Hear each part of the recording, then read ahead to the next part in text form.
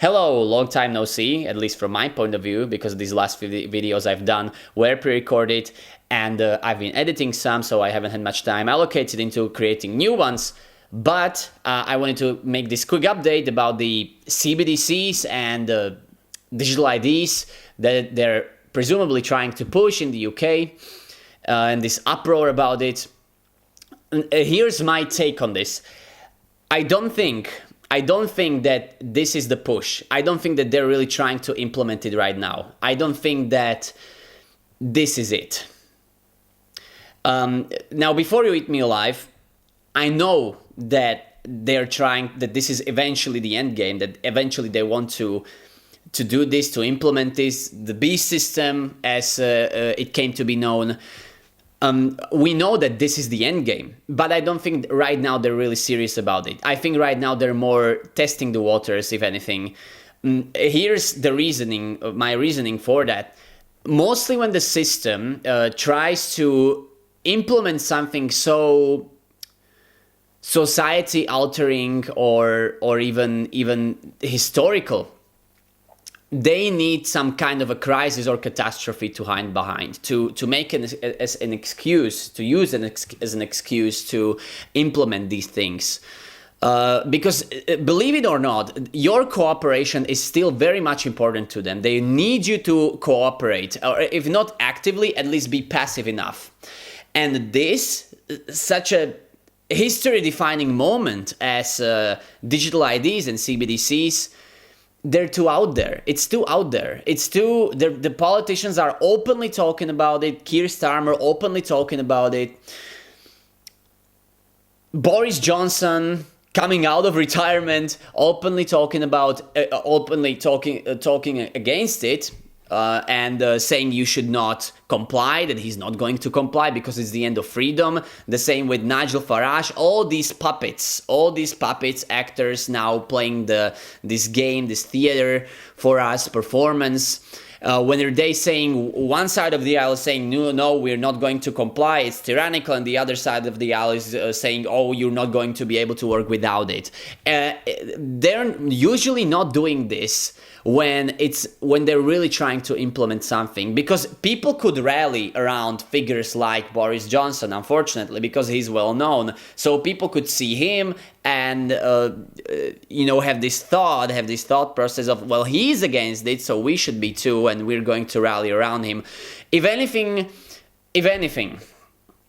they're trying to legitimize their puppets, but I will get into that a bit later. But I don't think that they're really pushing for this, that this is really serious. Because as I said, it's too out there. Media are talking about it. They're not doing stuff like this when they're trying to push something as huge as this.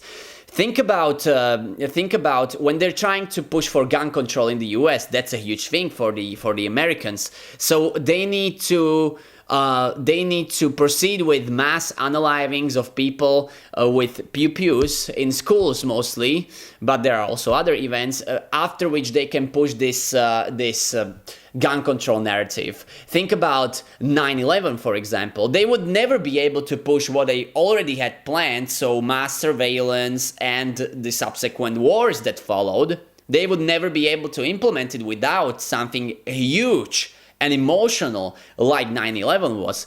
And now think about COVID and the digital identifications, the whole digitalization. It really came about with COVID. Now I know that there have been plans for it beforehand, but they really started to implement it in practice with COVID. So when COVID came, they tried to use it, or COVID came because they needed a crisis that they could use, or they could use as a reason to implement this digitalization of private information. So whether or not you had any medical procedures done, or the digital IDs and stuff like that. So they used COVID for that. And this they will need something else to justify. Because people are too against it. They're too against it, they're too openly pushing it right now. They're normally not doing things of this magnitude this way. They're normally not doing it this way. So I don't think this is really the push for it. I think they're gonna U-turn. And the possible explanations why they're doing this are as follows. First, they might be using this to actually cover up something else that they're doing at the same time. So they might cover up something else that they're doing right now. That's the first, I would say, possibility why they're trying to so openly push this right now. Second thing might be that they will U-turn because they know that the public is really against it and that people really don't want it. And they already see that people do not trust the system. And what would be the best way, the absolute best way to legitimize the system, to get you back into the loop, to spur again this illusion that all the system kind of works, then if they would take something that they know people are against, people predictably would be against it, and then they could U-turn on that because they would say, well, we heard you and we therefore not going to do it. So they could legitimize themselves, and they could again bring about this illusion that it actually works. So you should just sit on your ass and not do anything about it because the system works, and you should continue keep voting and relying on our puppets. And at the same time they're legitimizing their puppets, they're legitimizing further Nigel Farage, who is just a puppet. He would be considered liberal basically just a few years ago. And then you have Boris Johnson again coming out of retirement and saying that, and again speaking against this. So they could even legitimize him. Because believe it or not, having these reliable puppets that will be willing to be blackmailed and pushed into doing what they're taught to do, it's not easy to find those, really. Having really reliable, useful idiots is not really easy anymore for the system to find them, because no one wants to take part of the system anymore. So they need to legitimize themselves. So I don't believe that this is the push. I think that this is done for some other kind of purpose, and I think that they will U-turn on this. That doesn't change the fact that they still will try to implement this in the future, maybe in 2020-30.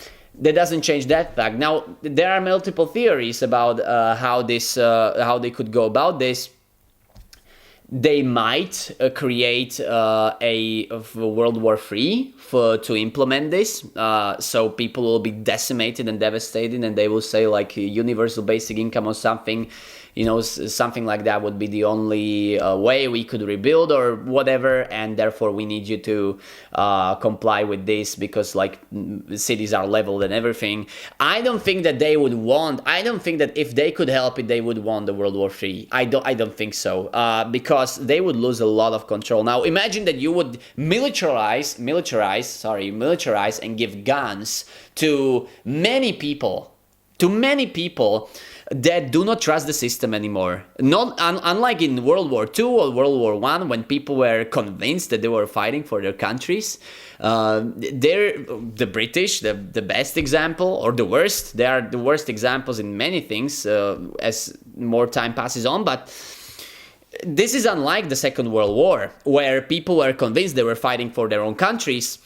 People do not believe that anymore because they see that they don't really have their country anymore. So militarize them, give them training, teach them how to operate drones, give them weapons. I don't think that would really be something controllable for the system. So I don't think they would want to do it. I don't believe so.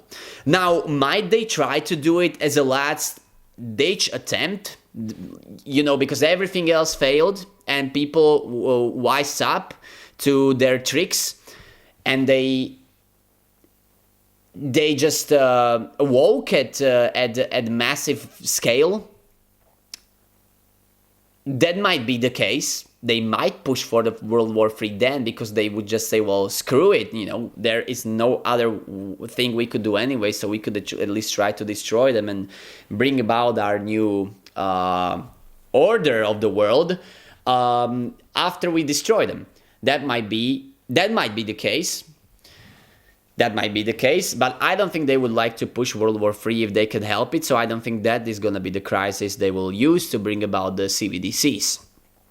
I also don't think that they would use some kind of a huge large-scale blackouts, because that would make no sense. Maybe, just a shot in the dark, they could use a blackout where CBDCs and these like wallets would be unaffected, so people that had them could still pay, whilst people that didn't have them couldn't. They would need to ban cash before, but they could use something like that, so they would highlight how great it is to have something like that. But my point is that I don't think this is the push. I don't think this is... I think they will need to hide it behind some kind of a crisis. And in case this really is the push, because it might be possible, just because the system never operated in this way, that does not mean that they might not change their ways. But if this were really the push, if this is really where they try to push the CBDCs, the digital IDs, all these things, it might be a good sign, actually. Because we all know that they had it planned for 2030. We all know that. It's public knowledge at this point. So if they're trying to push it right now, that might mean that they're trying to hurry up. And why are they trying to hurry up? Because they might see it might be corroborated by the fact that people are waking up at a massive scale.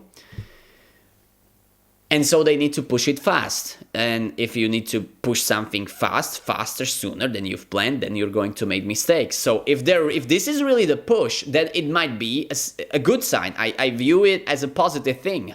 The main thing is, remains, to resist it with all your might. As I said in my previous video, not only with AI, but with everything, digital IDs and stuff like that, this is the cause that actually is worth giving your life for. Because if you won't, then what will follow will be worse than death. And I don't know exactly what's going to happen after death, but I would wager this would be a hell on earth. Okay, let's just say this would be a hell on earth. So it's in our collective best interest to stand against this, regardless of the borders and nations that we live in. We should all collectively stand against this, because they will try to push it everywhere. Another thing that they could be doing, they might try to test the waters, test the real response. And I'm not saying that petitions work. Petitions and pieces of paper do not work. Pieces of paper will not protect you from anything. You can see it in Britain on a daily basis. Like when I open up YouTube, there are like free videos I've never seen before, new videos that were uploaded few days ago of British police just not giving a damn about constitution. So pieces of paper won't help you, but they might see the petition that is already reaching, I think, 2.5 or 3 million signatures, and they might be a bit scared that, well, people will take it to the streets and there might be a revolution coming if we push it, brute force it, if we try to brute force it. So I don't believe that this is really the push. I think that they will try to justify it by other crises that will happen, that they will create. But I don't think this is the push. I think they will gonna U-turn on this, and I think that. But that doesn't mean that we should just trust the system again. That doesn't mean that we should just take them at their word. Oh, we're not going to push this anymore. It's bullshit. They will try to, because it's essentially their goal. Digital gulag, that's their goal. That's what they want to achieve. Complete control over everything. So we need to use this time to not only prepare, but to actively resist whatever they're trying. Never believe them. Whatever they say, never believe them. And always remember, if something is on TV, that means you're supposed to see it. Why would you be supposed to be aware of exactly what Keir Starmer said? And what he said, I don't think anybody took it as a positive thing. What he said, when he said, "Oh, you won't be able to work because because we want to prevent illegals from working," whilst at the same time they're letting the boats still come to the shores of England and Great Britain as a whole. So they're not doing anything against that, and they're still housing illegal migrants, still helping them, but they don't want them to work. That makes no sense, and it's a bad explanation even by their standards.